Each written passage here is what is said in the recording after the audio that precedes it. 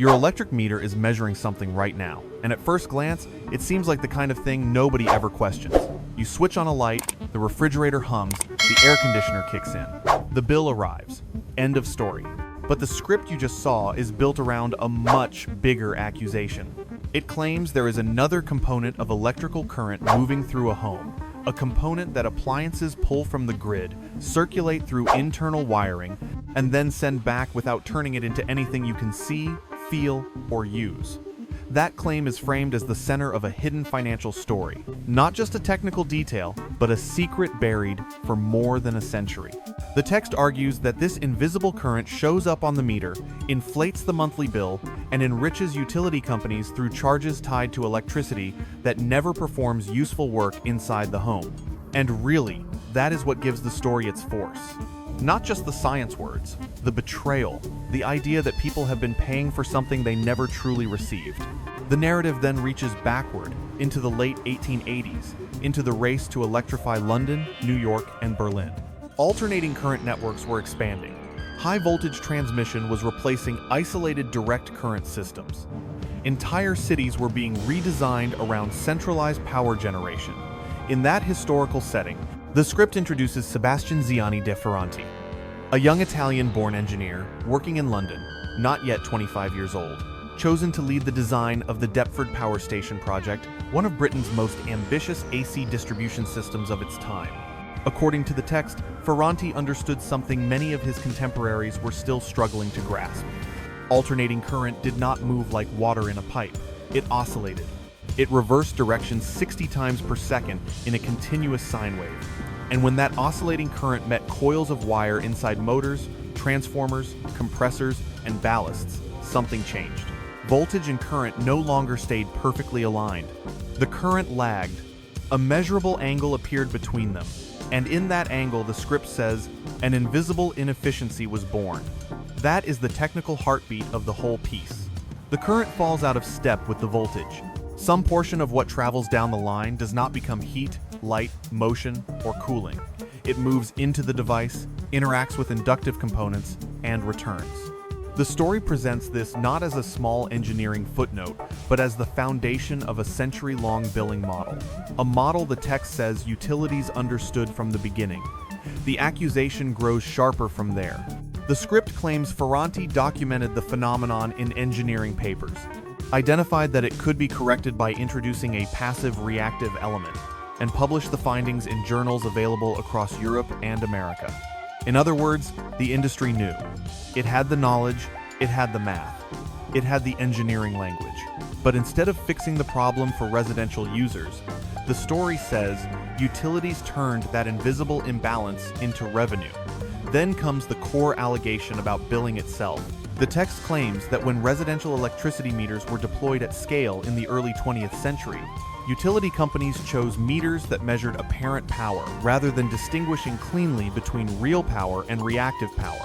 Real power is described as the electricity that actually heats water, lights, bulbs, and spins fans. Reactive power is described as electricity oscillating back and forth on the line, doing nothing useful whatsoever. And the script's argument is blunt. If both appear the same on the meter, then both appear the same on the bill. That is the emotional turning point.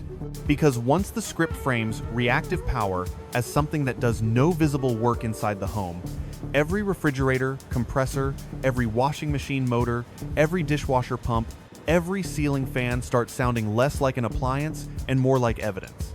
Evidence of a hidden charge. Evidence of a system ordinary people were never expected to examine closely. And the language is not subtle. It says utility engineers calculated it. Their meters were selected to capture it. Their billing systems were designed around it. It says commercial buildings, factories, hospitals, hotels, and data centers all use power factor correction as a standard practice, while residential customers were left in the dark. That contrast is what gives the script its outrage. Businesses get the fix. Homeowners get the bill.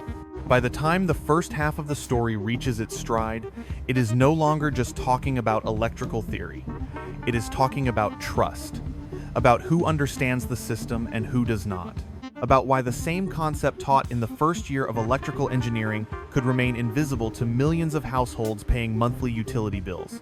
And that is exactly why the script hits as hard as it does. It takes a technical concept and turns it into a moral accusation. After building that historical foundation, the script shifts into the place where stories like this usually become most dangerous and most convincing at the same time: the numbers. Because once numbers enter the frame, the argument stops sounding like suspicion and starts sounding like proof. And that is exactly how the text tries to pull the listener deeper in. It says, the average American household pays approximately $156 per month for electricity. That comes out to $1,872 per year. Then, it introduces the key claim that reactive power accounts for between 15% and 25% of apparent power consumption, measured by standard residential meters. And from that single assumption, the entire financial accusation begins to expand outward with enormous force. Take the conservative low end, the script says, 15%. On that basis, the average household is supposedly paying $280 per year for electricity that heated nothing, lit nothing, cooled nothing, and ran nothing inside the home. Stretch that over 10 years, and the number becomes $2,800. Stretch it across a 20-year mortgage, and suddenly the cost rises to $5,600. Not for comfort, not for convenience, not for visible energy use, just for current that, according to the story, oscillated on the line and went back to the grid without doing useful work. And really, that is where the script tries to turn irritation into anger. One home is a frustrating detail, but multiply that same figure across 120 million residential electricity accounts in the United States, and the number explodes. The script claims annual reactive power revenue extracted from residential customers exceeds $27 billion every single year. $27 billion, year after year, not from some rare anomaly, not from industrial mistakes, from ordinary homes, from families opening monthly utility statements and assuming the meter only tracks what they actually used in a meaningful sense. Then the story pushes even further. Over roughly 100 years of widespread residential electricity billing in America, it says, the cumulative reactive power charges collected from households exceed $1 trillion in today's currency. $1 trillion. That number is meant to land like a hammer. Not because most people will verify it on the spot, but because it transforms the issue from a technical billing dispute into something that sounds like a generational transfer of wealth hidden in plain sight. The script reinforces this by drawing a sharp divide between residential customers and everyone else. Commercial buildings, it says, already correct power factor as a standard part of electrical installation. Office towers, shopping malls, hotels, hospitals, manufacturing plants. Somewhere in their electrical rooms, according to the text, you will find capacitor banks or active power factor correction systems, keeping facility power factor at 0.95 or above. Why? Because commercial contracts penalize low power factor. Because at scale, reactive power is treated as an inefficiency that must be corrected. And here, the accusation becomes even more pointed. The same utility companies that allegedly charge homeowners full rate for reactive consumption are described as turning around and telling businesses the exact opposite. Fix it or face surcharges. Correct it or pay more. In that framing, the issue is no longer ignorance. It becomes selective disclosure. The people with engineers, consultants, facility managers, and technical contracts get one set of rules. The people in houses get another. The script piles on example after example. Industrial facilities spending tens of thousands of dollars on correction equipment because the savings justify the investment within months. Data centers, implementing correction at every layer of distribution because uncorrected reactive power at megawatt scale would represent millions of dollars in wasted charges annually. Mining operations, water treatment plants, steel mills, automotive factories. The message is relentless. Every serious power user knows this. Every serious power system addresses it. Every serious engineer learns it in the first year of training. But somehow, the homeowner remains outside the circle. And that is the emotional architecture of this middle section. It keeps returning to the same pressure point. The knowledge is not hidden in a vault. It is not classified. It is not some forbidden industrial secret. It appears in textbooks. It is taught at universities. It is open, documented, verified, and widely applied. Yet the one group the story claims never truly hears about it is the group that lacks the technical background to challenge a monthly bill: residential customers. The sector, the script says, generates $27 billion in annual reactive power revenue. But the text does not stop at utility systems and contracts. It brings the issue directly into the home. Your refrigerator compressor, it says, is an inductive load. Your air conditioning compressor is an inductive load. Your washing machine motor, dryer motor, dishwasher pump, garbage disposal, ceiling fan, microwave transformer, furnace blower, garage door opener, one after another, the devices people live with every day are reintroduced as part of a hidden electrical pattern. The current waveform lags behind the voltage waveform. The lag is measured as power factor. A power factor of 1.0 means perfect alignment. Every watt does useful work. A power factor of 0.7 means 30% of the apparent power drawn is reactive. That detail matters because it gives the listener a framework for seeing the whole house differently, not as a collection of appliances, but as a live aggregate load profile. If the refrigerator, air conditioner, and washing machine all run at the same time, the script says, the combined reactive component on the supply line can become a substantial percentage of the total apparent draw. And if the meter is measuring that total the way the story claims, then the bill is no longer just the price of usage. It becomes, in the language of the script, the price of misalignment. By this point, the tone has shifted from revelation to indictment. The text says the engineers knew. The meters were selected to capture it. The billing model was designed around it. For more than a century, it claims, utilities collected payment for a reactive component that could have been addressed but was never meaningfully explained to ordinary homeowners. And whether a listener believes every claim or not, the structure of the argument is designed to make one emotion unavoidable: suspicion. Suspicion that the bill contains more than people were ever told. That is why this middle section matters so much. It is where history turns into economics, where invisible current turns into annual cost, where a concept from electrical engineering is repackaged as a system-wide financial injustice. And really, that is the moment the story wants the audience to cross a line. Not just to listen, but to feel that they have been made to pay for something they never understood and were never meant to question. The final section of the script is where everything narrows into one irresistible promise. After the history, after the engineering language, after the billion-dollar accusations, the text arrives at the point designed to hit hardest of all. It tells the listener that the answer is not expensive, not complicated, not industrial, not locked behind a utility contract or a commercial engineering team. It claims the answer costs $3. And that is exactly why the ending feels so explosive. The script says the so-called line wrap is a coil of copper wire wound in a toroidal pattern around the main service conductor entering a home's electrical panel. It describes that coil as a passive electromagnetic element that interacts with the reactive component of current on the supply line. In the story's telling, inductive loads make current lag behind voltage, and the external wrap introduces a compensating effect that pushes current and voltage back toward phase alignment. Once that happens, the script says, the reactive component drops. The meter registers lower total consumption, and the bill falls even though the homeowner changed nothing about actual daily usage. That is the dramatic promise. Not lower consumption through sacrifice, not efficiency through replacement. Not a new appliance, not insulation, not thermostat discipline, not solar panels. The text says you keep living exactly as before, but a phantom piece of the bill disappears. And really, that is what gives the ending its emotional charge. It presents itself as the simplest possible weapon against the largest possible hidden system. The script goes out of its way to make the method sound harmless.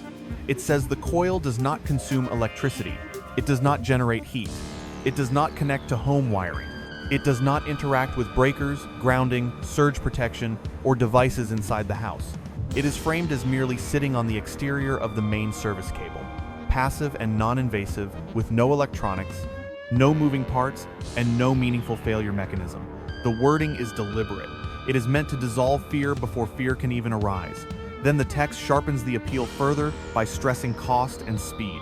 A short list of cheap materials, a one-time installation, a few minutes of effort, the suggestion that something so small could quietly reduce bills for years. Homes with central air conditioning, older refrigerators, well pumps, pool pumps, chest freezers, and workshop equipment with motors are described as seeing the strongest effect. Homes dominated by resistive loads, such as electric baseboard heating, newer LED lighting, electric stoves, and toasters, are described as seeing smaller gains because those devices already operate close to a power factor of 1. Even here, the script is careful. It admits the effect is partial rather than perfect, which makes the larger promise sound more believable. And then comes another powerful layer of persuasion. The ending claims independent testing of correctly applied passive line wrap coils on residential service conductors shows typical reductions in apparent power consumption of 10% to 25% depending on the home's inductive load profile. That number matters because it mirrors the earlier billing accusation. First, the text says households are losing 15% to 25% to reactive power. Then, near the end, it claims the same range can be clawed back through a coil of copper wire. The circle closes. The outrage finds its solution. But this is also the point where the story becomes most important to handle with caution, because the closer a claim gets to someone's home electrical service, the less room there is for dramatic shortcuts, oversimplified theory, or improvised action based on a script. Main service conductors, meter assemblies, and panel entries are not ordinary household surfaces. They are part of the most hazardous part of a residential electrical system. Even touching nearby components, adding materials, or making assumptions about what is or is not electrically isolated can carry serious risk. So the real ending, the responsible ending, has to separate emotional force from physical instruction. Yes, the script is effective because it takes an invisible concept and turns it into a story of hidden cost. Yes, it uses history, engineering terms, and enormous numbers to make that story feel undeniable. Yes, it lands hardest when it tells people the answer has been sitting in a hardware store all along. But when a piece of content encourages action near a home's incoming service line, the standard cannot be drama. It has to be evidence, code compliance, measurement, and licensed professional judgment. That means the most useful takeaway is not to imitate the script's promise. It is to question the claim carefully, to understand the real differences between real power, reactive power, apparent power, and residential billing, to check what a residential meter in a specific utility territory actually measures, to recognize that commercial and industrial power factor correction is real, but that does not automatically validate every consumer-facing claim built around it. And really, that is where the strongest version of this story should end. Not with a rushed do-it-yourself fix, but with the audience becoming harder to fool, harder to scare, and harder to manipulate with big numbers wrapped around partial truth. Because that is the deeper lesson hidden beneath all the voltage, current, and accusation. People trust bills they do not understand. People fear systems they cannot see. And when a script comes along that explains everything with a villain, a cover-up, and a $3 solution, it feels satisfying. Maybe too satisfying. The silence in stories like this is not always proof of conspiracy. Sometimes it is the space where missing evidence should have been. If this made you rethink what is really on an electric bill, leave your view below. If you want more deep breakdowns like this, you can like and subscribe in a simple, quiet way. Sometimes the most important questions begin where the monthly statement ends.